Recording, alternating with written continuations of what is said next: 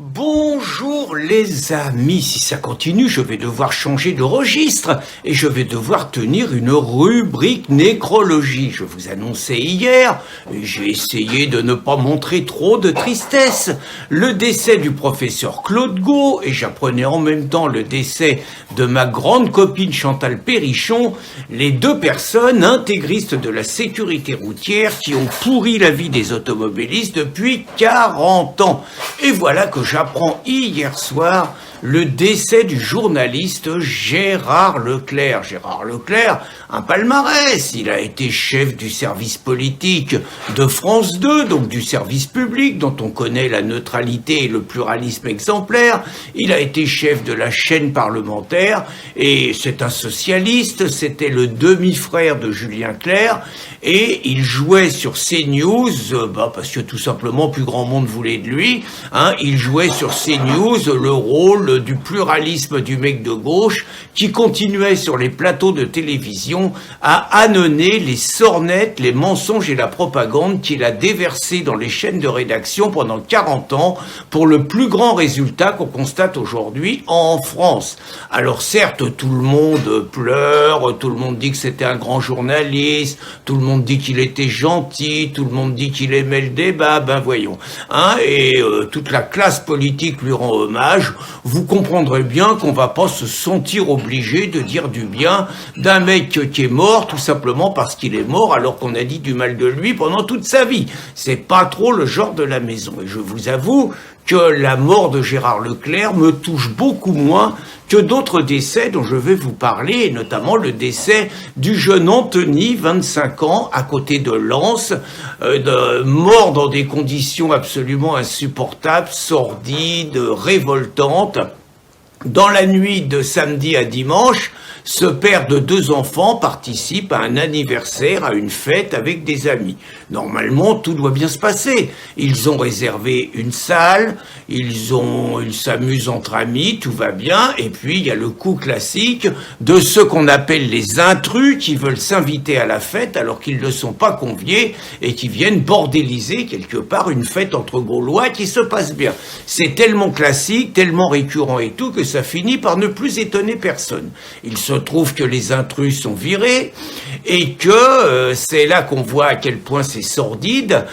Apparemment, la bande attend planquée dans les fourrés et tout jusqu'à 5 heures du matin que les mecs sortent. Anthony sort à 5 heures du matin. Il reçoit plusieurs coups de couteau, dont un à la gorge, j'insiste. On annonce que son pronostic vital est engagé, comme d'habitude, et 3 jours plus tard, comme trop souvent, on annonce qu'il est décédé. Alors, plusieurs réflexions sur ce décès. D'abord, ce qui est très étonnant, c'est qu'on donne un prénom français à l'assassin. Et ça, c'est très étonnant parce que le mode opératoire, la meute qui veut s'imposer dans une fête, c'est pas un mode opératoire de Gaulois. Ça veut pas dire qu'il n'y a pas des Gaulois qui peuvent le faire. C'est quand même extrêmement rare. Donc je crois que le prénom qui est donné au mec, c'est Alban. Et d'autre part, en général, les médias ne donnent jamais le prénom, l'identité des mineurs. On se rappelle que quand ils le font, ils mentent, ils trichent, ils déforment le prénom. On se rappelle que le journal Le Monde avait appelé un nommé Souleymane, 16 ans, qui en cours de récréation avait étranglé un petit Kylian, 12 ans. Ah oui, c'est ça l'école. On met des mecs de 16 ans avec des mômes de 12 ans. Donc il l'avait étranglé et le journal Le Monde, avec toute l'objectivité dont il est capable, avait appelé Souleymane Vladimir, comme par hasard, Vladimir. Donc c'est pour ça que j'avoue être plus que sceptique par rapport à ce prénom qui est donné, par rapport au fait qu'on cherche à faire croire que ce sont des Français qui se sont tués entre eux, mais y compris si c'était le cas, ça serait l'exception qui confirme la règle.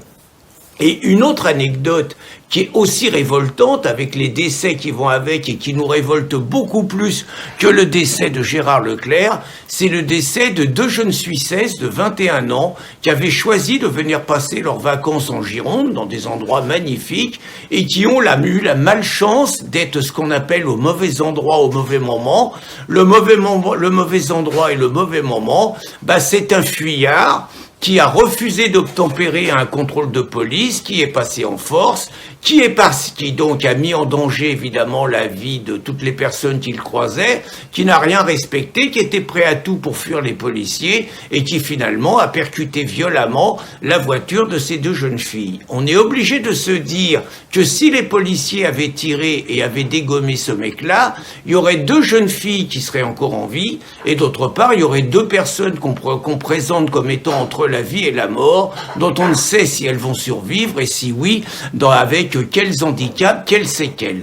Et là encore, on est obligé de se dire que c'est la propagande qui empêche les journalistes de tirer, qu'après l'épisode de Nanterre et toute la pleurnicherie sur Naël, mais surtout le policier qui est au Niouf depuis 2 mois, après l'épisode de Marseille et le pauvre Mohamed qui avait rien à voir avec les émeutes, mais qui était sur son scooter à 1h du matin, vous avez un autre policier en prison, vous avez 3 personnes du raid, 3 forces d'élite du raid, qui sont mises en examen simplement parce qu'ils ont envoyé une balle de, je sais plus comment, un LBD dans la poitrine d'un mec, c'est pareil, qui évidemment était un ange, qui avait rien à faire et tout.